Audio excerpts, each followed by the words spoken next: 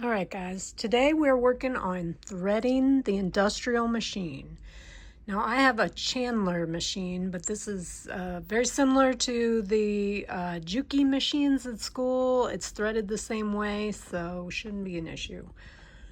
Now, first thing we're going to do before we thread the machine is we want to thread the bobbin. Okay, and that's very important. The top thread goes down through the machine whenever you take a stitch. I don't know how well you can see that.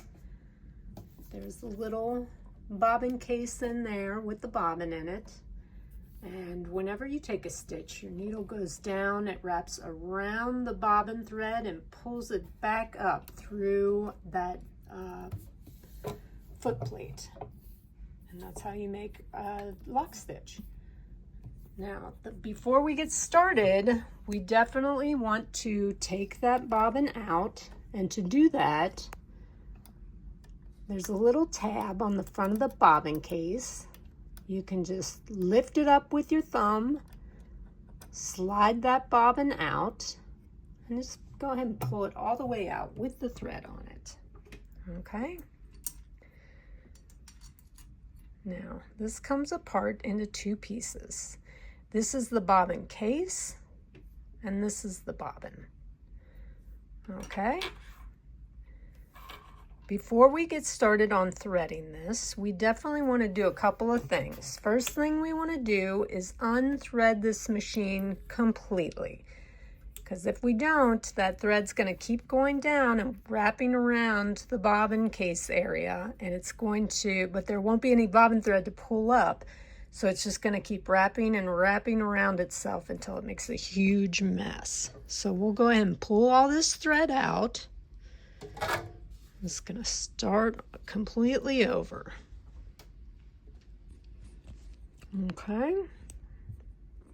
And also, I always, especially when you're at school, you want to check. I lift up the presser foot. To lift up the presser foot, you're just using this little knee pad here that lifts the presser foot up and down.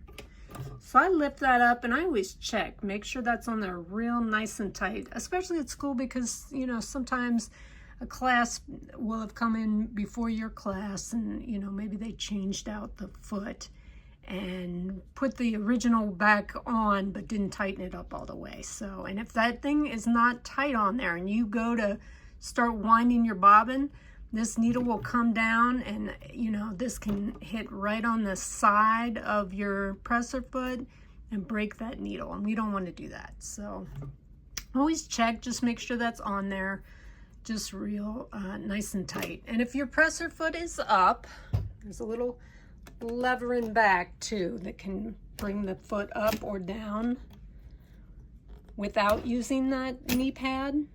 You always want to leave it in the down position when you wind the bobbin, okay? Okay, so now we're ready to thread the bobbin, okay? So I've taken my spool of thread, and I always use these spools of thread that we have in the lab. These cones, you know, especially if they say maxi lock on them, those are actually made for a serger. It's a lightweight thread and it breaks very easily, so you don't want to use that for a regular lock stitch machine. Use this. This is really good Gutermann thread, and I always check, see that, look at the writing, and that way you'll know which way to put it on the thread holder here. And you just slide, it's real easy. Let me turn this so you guys can see. So you slide this on there. Then you're going to take the end of your thread. The thread, whether you're threading the machine or the bobbin, it always has to go up through these little loopers up here, okay? So you want to thread that. That's the first thing you do, whether you're threading the bobbin or the machine. Thread it up through here first, okay? And it just goes from back to front through that little hole, right? Then you're going to come down here. I'm going to give you guys a little bit of a closer look at this. We've got this little tension disc right here. If you can split these two little discs apart, the thread is actually going through there. But first, we want to thread it through this hole in the back. Let me bring my light over so you guys can see a little bit better. Thread it it's actually from the left to the right-hand side. All right, we're going through there. Then I want to get my thread in between that tension disc. Okay. Oops.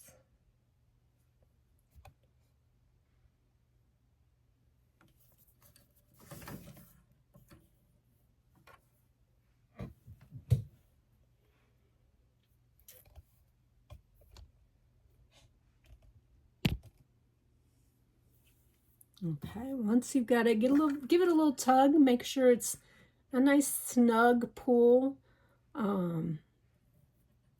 You want to make sure it's in between those tension discs. Now, when I go to thread my bobbin, I'm going to go through any one of these holes, but I want to thread it from the inside to the outside. Okay. So now I've got that thread running from the inside to the outside of that bobbin. I just want to hold on to the end of the thread, slide your bobbin over this little post right here, and it should fit on there pretty tight, okay? And make sure you get a good look of how that's working. All right, then there's a little lever right here that moves the bobbin, and you're gonna just push that forward. There'll be a little bar that comes up and just lands right in between the bobbin, okay? Now I'm ready to thread that bobbin, but to do that, I just wanna hold on to the very end of this thread. And then I can go ahead and give my presser foot a nice little push. And you'll see the bobbin thread starts to wind, and eventually my thread just breaks off.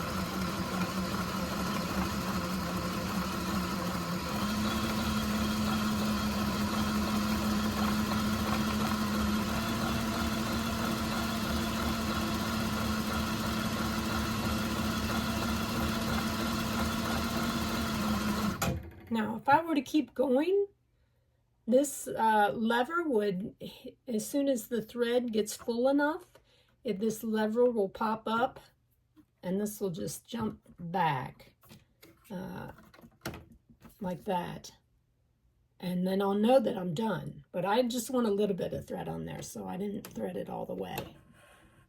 But now you can just pull this off. It's still attached to the thread. So I just want to give it a little snip, cut that off. Now I've got my bobbin. I want to unthread the rest of that. Right. Take my spool of thread off of there, and now I'm ready to thread the rest of the machine. So that will be in the next video.